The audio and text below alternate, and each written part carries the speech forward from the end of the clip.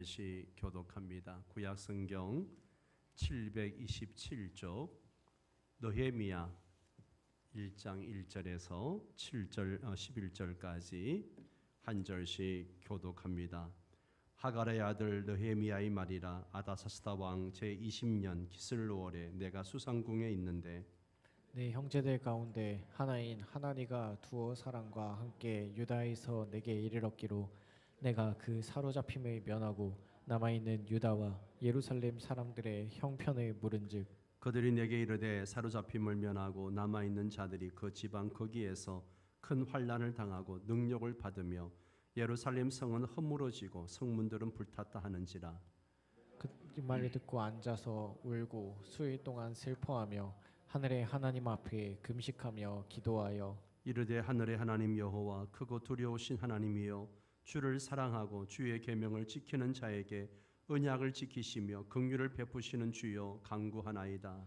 이제 종이 주의 종들인 이스라엘 자손을 위하여 주야로 기도하오며 우리 이스라엘 자손이 주께 범죄한 죄들을 자복하오니 주는 귀를 기울이시며 눈을 여시사 종의 기도를 들으시옵소서.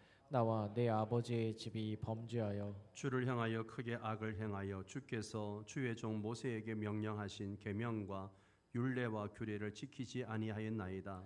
옛적에 주께서 주의 종 모세에게 명령하여 이르시되 만일 너희가 범죄하면 내가 너희를 여러 나라 가운데 흩을 것이요 만일 내게로 돌아와 내 계명을 지켜 행하면 너희 쫓긴 자가 하늘 끝에 있을지라도 내가 거기서부터 그들을 모아 내 이름을 두려고 택한 곳에 돌아오게 하리라 하신 말씀을 이제 청하건대 기억하소서.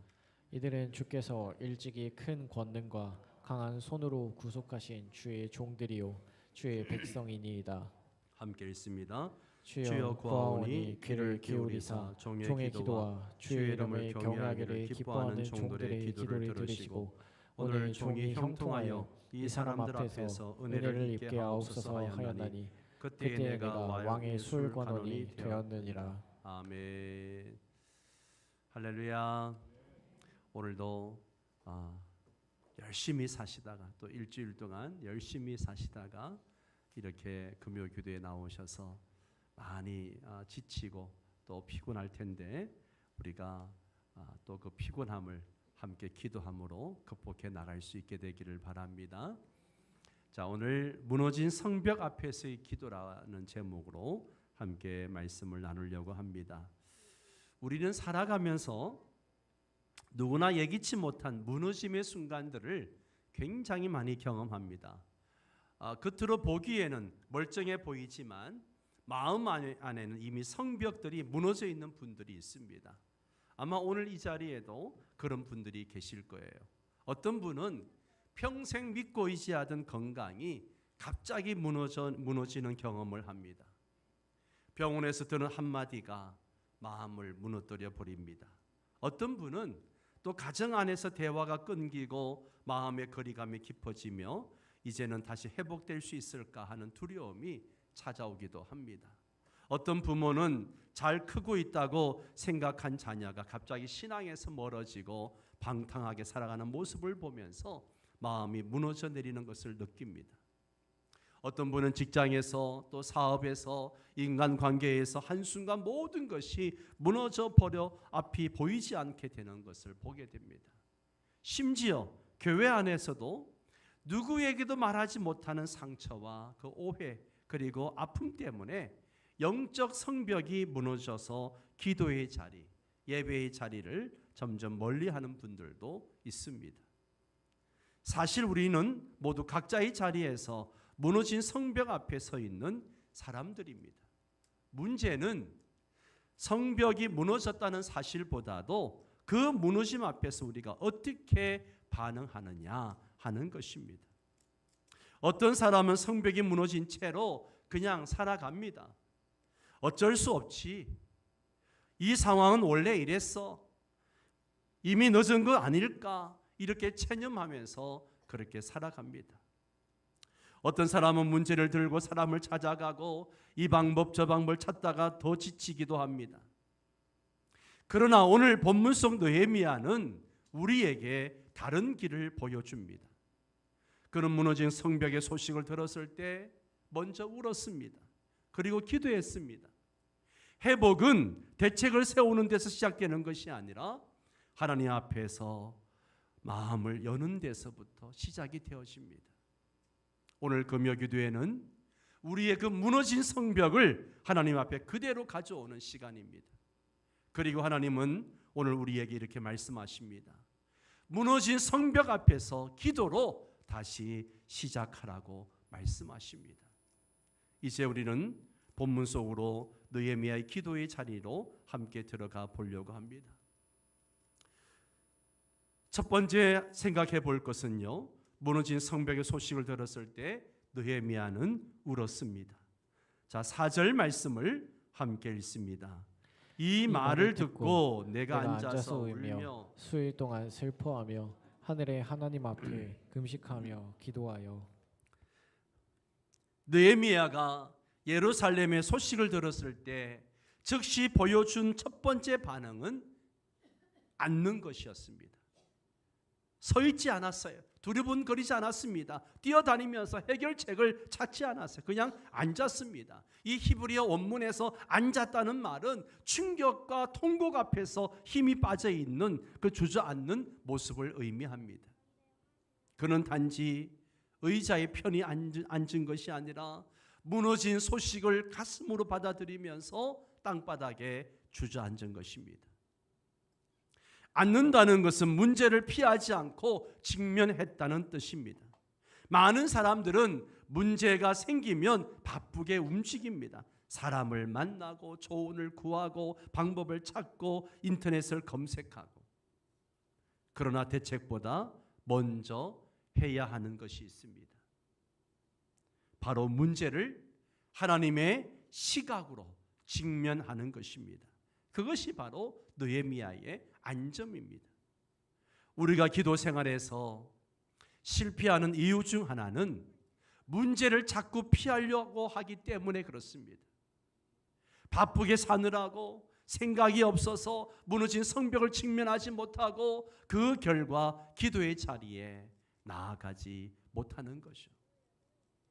성벽은 다 무너져 있는데, 나의 성벽들은 무너져 있는데 그것을 기도의 자리로 가지고 나가지 못하는 거예요. 느헤미야는 문제를 피하지 않았습니다. 그는 문제를 하나님 앞에서 직면했습니다. 성도 여러분, 지금 여러분에게 무너진 성벽은 무엇입니까? 자녀입니까? 건강입니까? 마음의 평안입니까? 인간관계입니까? 식어버린 문제입니까? 문제를 하나님 앞에 직면하는 것, 그 자리에 앉는 것, 그것이 바로 회복의 시작입니다. 그리고 느헤미야는 울었습니다. 이 말을 듣고 내가 앉아서 울며 라고 이야기합니다. 여러분, 위대한 하나님의 일은요, 언제나 눈물에서 시작되었습니다. 요셉은 형제들과 화해하기 전에 방에서 울었습니다. 다윗은 시글락에서 가족들을 잃고 울었고 그 눈물 위에 힘을 얻어서 일어났습니다. 사무엘은 사울의 실패 앞에서 울었습니다. 예레미야는 백성들의 죄 때문에 울었습니다. 예수님도 예루살렘을 보시며 우셨습니다. 눈물은요, 약함의 표시가 아니라 하나님께 마음이 열린 표시입니다. 오늘날 사람들은 울면 약하다고 말합니다. 그러나 성경은 울 줄 아는 것이 강함이라고 말합니다. 왜냐하면 눈물은 마음의 가장 깊은 곳이 열릴 때 흘러나오는 것이기 때문입니다. 느헤미야는 성벽이 무너졌다는 소식을 듣고 정치적 전략도 군사적 계획도 먼저 세우지 않았습니다. 그냥 울었어요. 그냥 앉아서 울었습니다. 왜 울었을까요? 민족을 향한 하나님의 마음이 그의 마음 안으로 들어왔기 때문이에요. 여러분, 눈물 없는 기도는요, 바람에 흩어질 수 있습니다. 그러나 눈물의 기도는 하늘 문을 여는 놀라운 능력이 있습니다. 여러분은 언제 마지막으로 하나님 앞에서 울어보셨습니까? 언제 울어보셨습니까? 자녀를 위해 울어본 적이 있습니까? 부부관계, 부모와 자녀의 깨어진 관계 때문에 울어본 적이 있습니까? 믿음이 식어가는 교회를 보며 울어본 적이 있습니까? 내 안에 죄를 보면서 울어본 적이 있습니까? 기도의 깊이는 눈물의 깊이와 거의 비례합니다. 또한 느헤미야는 수일 동안 슬퍼하며 라고 말합니다. 회복은 하루아침에 이루어지지 않습니다. 눈물 한 번 흘린다고, 기도 한 번 했다고 문제가 즉시 해결되는 게 아니에요. 느헤미야는 며칠 동안 슬퍼했습니다. 며칠 동안 금식했습니다. 며칠 동안 하나님 앞에 마음을 토했습니다. 아니 며칠이 아니라 몇 달 동안, 약 4개월 동안 그는 하나님 앞에 금식하며 기도하며 울면서 기도했던 것을 봅니다. 우리는 종종 기도 한번 해놓고 하나님 왜 응답이 없습니까? 그렇게 말합니다. 그러나 하나님은 느헤미야의 기도에서 그 꾸준함, 그 지속성, 그 진정성을 보셨습니다. 회복이라는 것은 감정의 순간이 아니라 영적 지속성에서 나오는 것입니다. 회복은 기도 한 번으로 이루어지지 않습니다. 자녀의 신앙 회복도 한 번의 기도로 끝나지 않아요. 무너진 기도의 삶도 다시 쌓아 올리는데 시간이 필요합니다. 그러나 여러분, 하나님의 시간은요 절대 늦지 않습니다. 지속적으로 하나님 앞에 머무는 기도는 반드시 응답이 되어집니다. 하나님의 때에 하나님의 방식으로 응답이 되어집니다. 느헤미야는 금식하며 기도했습니다. 금식은 고난을 받기 위한 것이 아닙니다. 하나님께만 집중하는 행위입니다. 금식은 하나님께 이렇게 말하는 거예요. 하나님, 저는 다른 어떤 것으로도 해결할 수 없습니다. 저는 지금 하나님 외에는 방법이 없습니다. 금식은요, 한계의 자리에서 드리는 기도입니다. 우리의 힘이 끝나는 곳에서 하나님의 역사는 시작이 되어집니다. 우리 삶에서 금식의 기도를 시작해야 할 때가 있습니다.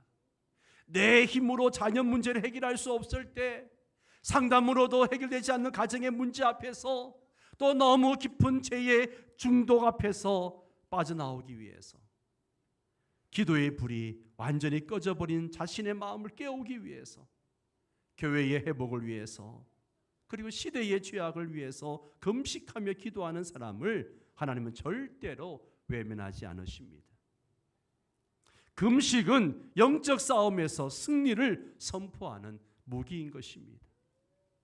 성도 여러분, 느헤미야의 이 첫 반응은요, 모든 회복의 열쇠가 되는 거예요. 느헤미야의 그 놀라운 역사는 바로 이 1장에서 시작되었습니다. 그런 문제를 피하지 않고 앉았습니다.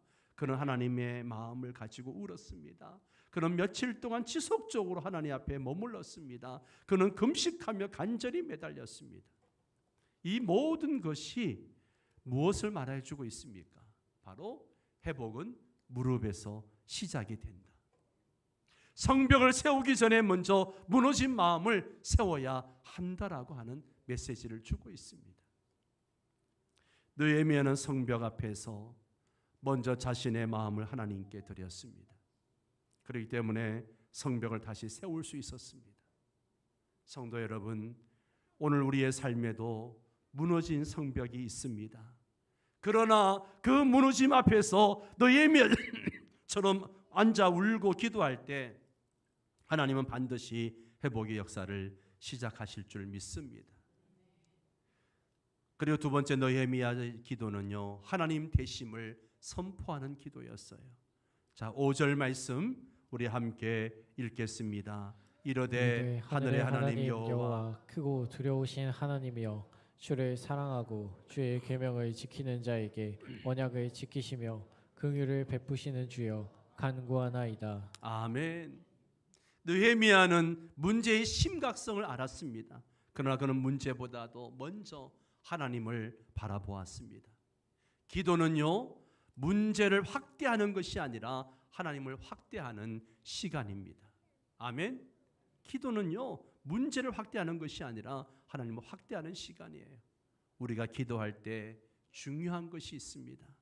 기도의 초점이 하나님인가 문제인가. 오늘 이 금요기도에 기도하러 나오신 분들은 각자가 가지고 있는 문제들, 기도 제목들이 있을 것입니다. 그 기도의 초점이 하나님인가 문제인가 하는 거예요.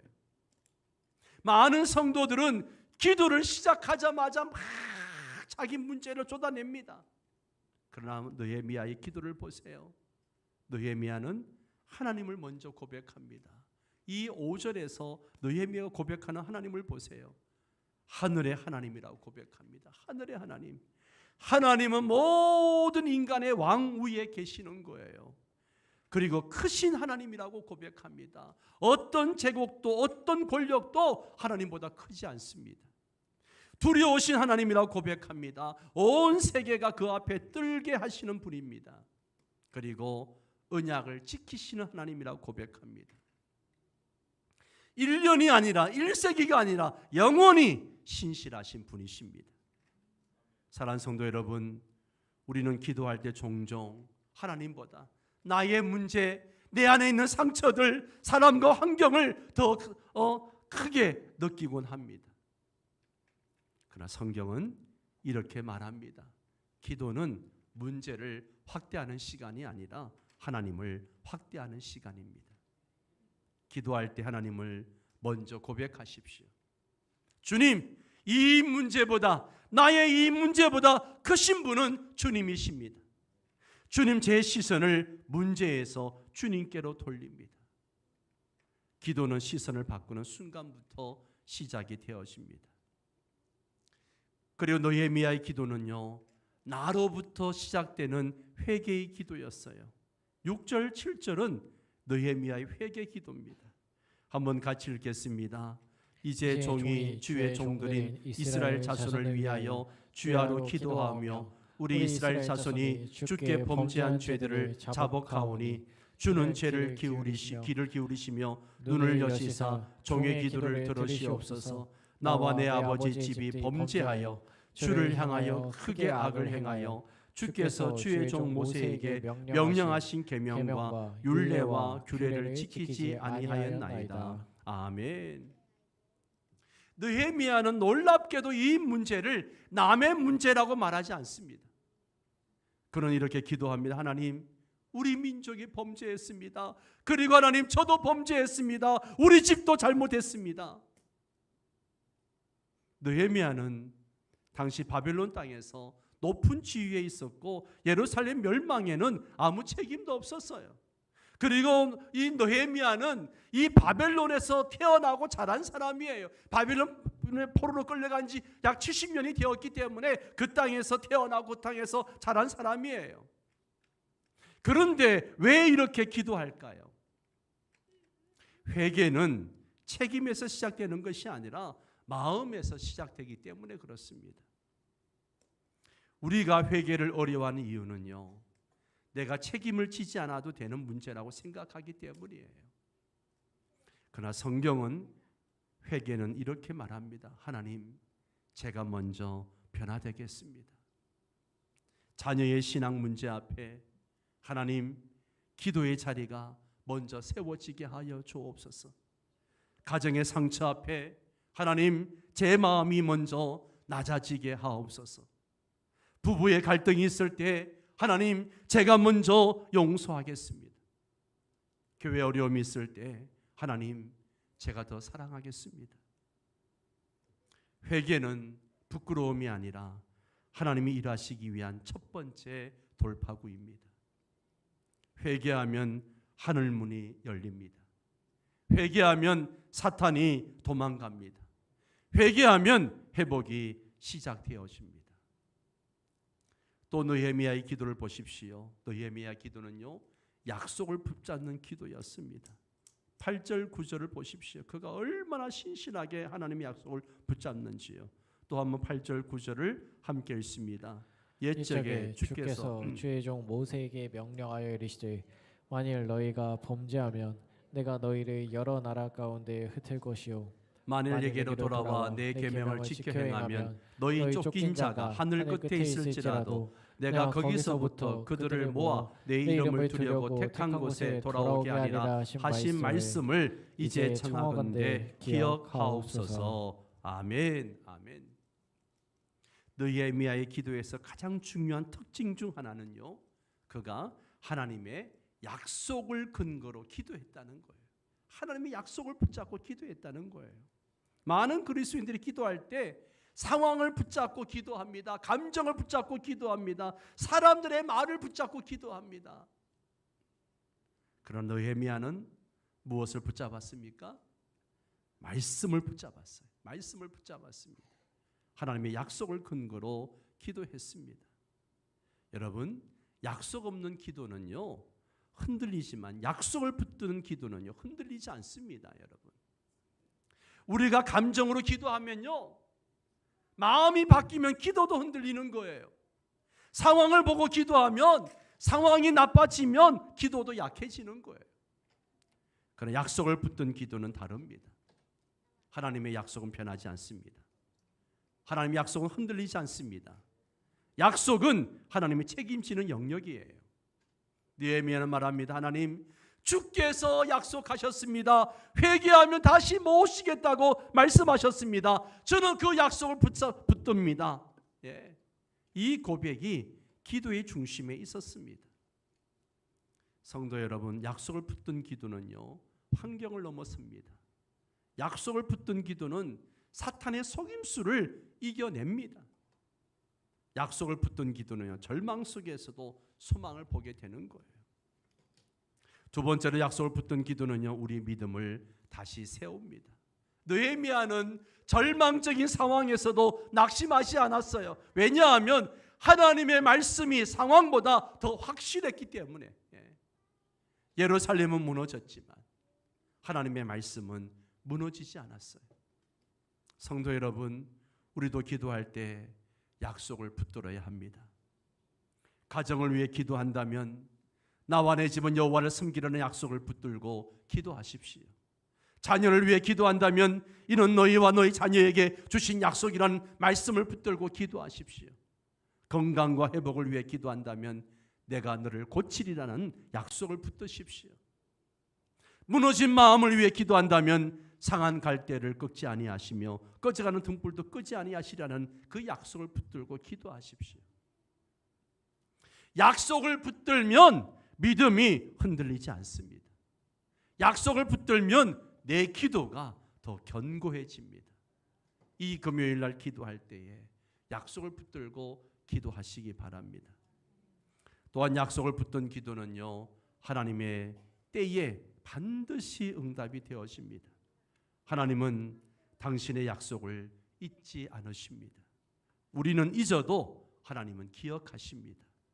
우리가 흔들려도 하나님은 약속을 지키십니다. 성도 여러분, 약속 위에 선 기도는요 시간이 걸려도 반드시 응답되어집니다. 그렇기 때문에 느헤미야는 왕의 마음을 움직일 때까지 얼마 동안 기도한지 아세요? 약 4개월 동안 묵묵히 기도할 수 있었던 거예요. 4개월.